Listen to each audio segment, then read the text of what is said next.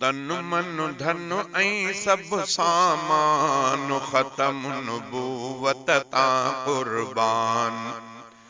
तन मन धन ऐं सब सामान ख़त्म नुबूवत तां कुर्बान।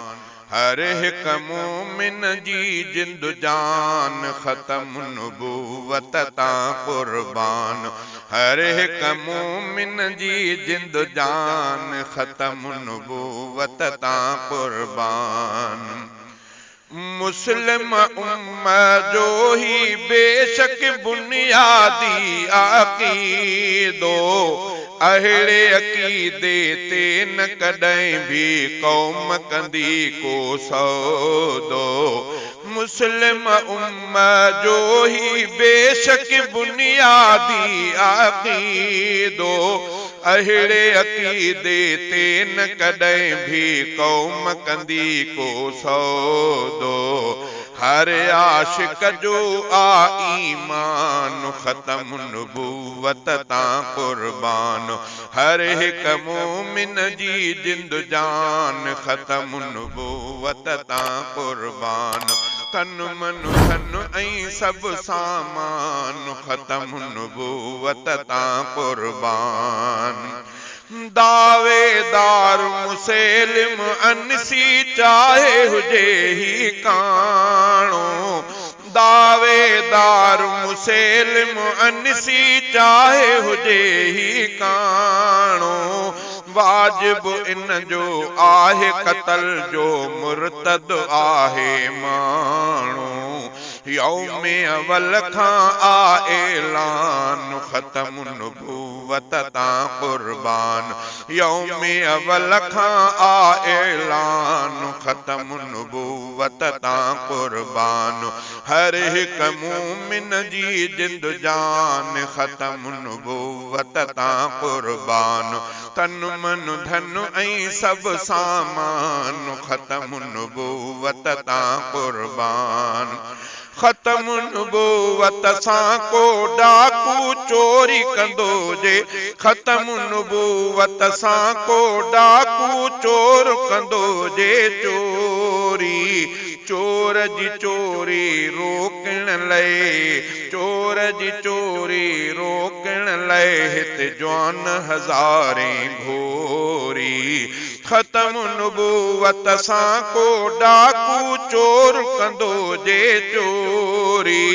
चोर जी चोरी रोकण लाइ हिते जवान हज़ारे घोरी। सारो प्यारो पाकिस्तान ख़त्म नुबूवत तां कुर्बान। सारो प्यारो पाकिस्तान ख़त्म नुबूवत तां कुर्बान। हर हिक मोमिन जी जिंद जान ख़त्म नुबूवत तां कुर्बान। तन मन धन ऐं सब सामान ख़त्म नुबूवत तां कुर्बान। ख़त्म नुबूवत जे दुश्मन सां ज़ाहिर में या मख़फ़ी।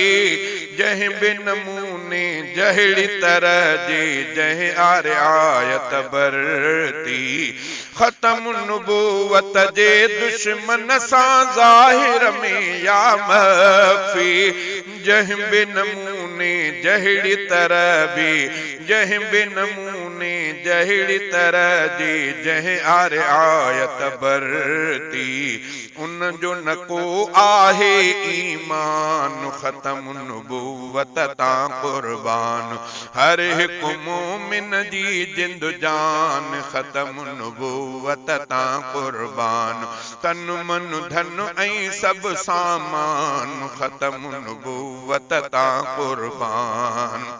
अक़लियत नाही कादियानी मुर्तद मुर्तद आहे। इन मुर्तद जो कंध मरोड़ण जाइज़ मक़सद आहे।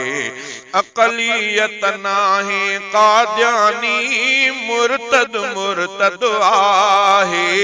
इन मुर्तद जो कंधु मरोड़न जाइज़ मक़सद आहे। हिन मक़सद लाइ पोढ़ा जुवान ख़त्म नबूवत तां कुर्बान। हर हिक मोमिन जी जिंद जान ख़त्म नबूवत तां कुर्बान। इन मक़सद लाइ पोढ़ा जुवान ख़त्म नबूवत तां कुर्बान।